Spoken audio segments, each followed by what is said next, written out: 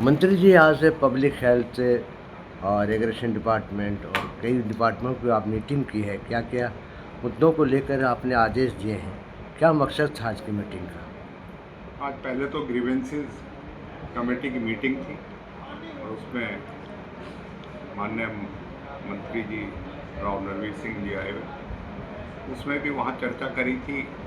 अत्यधिक गर्मी होने की वजह से बिजली की और पानी की ज़्यादा समस्या जो है लोगों के सामने आ रही है, और उन्होंने भी आश्वस्त किया कि पूरी तरीके से सुनिश्चित करेंगे। लेकिन हमारे पब्लिक हेल्थ के रिन्यूएबल परियोजना हो, चाहे नूरपुर परियोजना हो, चाहे पानी की आपूर्ति के लिए और परियोजना हो, सब में कोताही हो रही है और सब में पर्याप्त पानी नहीं मिल रहा। अभी पिछले 7-8 दिनों में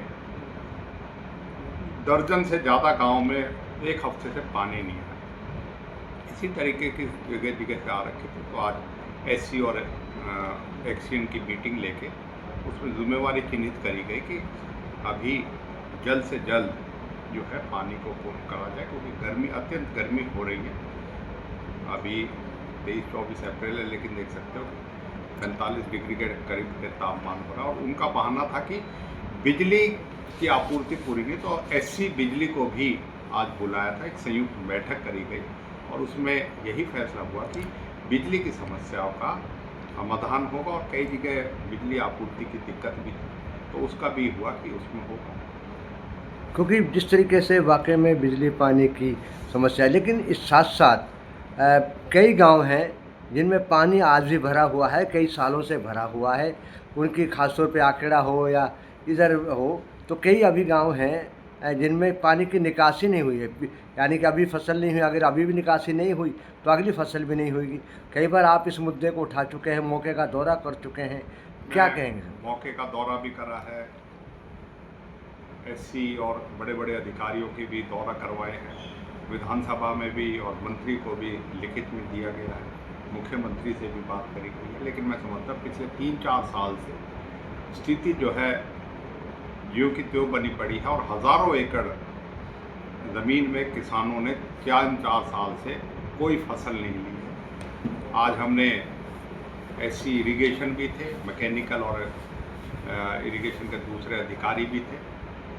आज ये सुनिश्चित किया गया है, स्पष्ट ये किया गया है कि 1 महीने के अंदर चाहे मोटर लगाई जाए, चाहे पानी की निकासी करी जाए, नाला साफ करे जाए और पानी को निकालने की व्यवस्था करी जाए।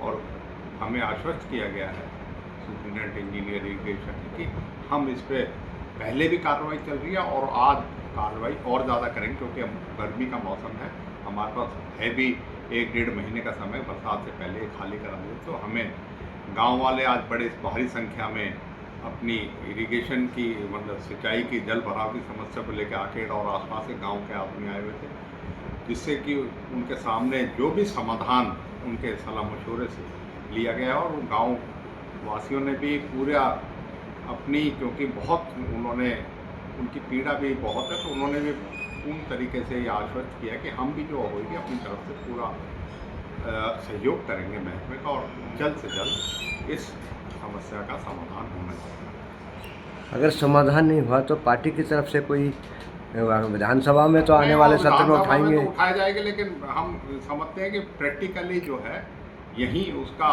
हम जो है प्रयास करेंगे। आपने देखा होगा अभी अडवर में जलसा हुआ था, तो उसमें भी ये समस्या थी, लेकिन महकमे ने और हमने साथ में मिलकर करा तो वहाँ हुआ। तो ऐसा नहीं है कि कोई हो नहीं सकता, लेकिन इच्छा शक्ति और महकमे की गंभीरता ज़रूर होनी चाहिए। हम तो इस बात को शुरू से उठा रहे हैं, क्योंकि हम समझते हैं कि 3-4 साल बहुत सा समय है, बारिश हो रही है, इसमें कोई दोहराई नहीं चाहता, लेकिन इतने समय में भी लोगों के जो है खेत खाली ना हो, क्योंकि पीछे वादा तो ये किया गया था कि अब की बार गेहूं की फसल करवाई जाएगी, लेकिन उसमें हम जो है महकमे इसमें जो फेल हो गया। लेकिन समझते हैं अब 1-1.5 महीने के अंदर हम पानी की निकासी को सुनिश्चित करेंगे। एक मामला अभी नया सामने आया है कि कांग्रेस विधायक यहाँ पे मामन खान, ये बात आ रही है कि उनके ऊपर यूएपीए लगाया है 72 लोगों के साथ, क्या मामला है? ये कोई पहला मामला या नया मामला है, क्या कहेंगे? मैं बड़ा समझता हूँ सोशल कि मीडिया पे बड़ा ये चल रहा है।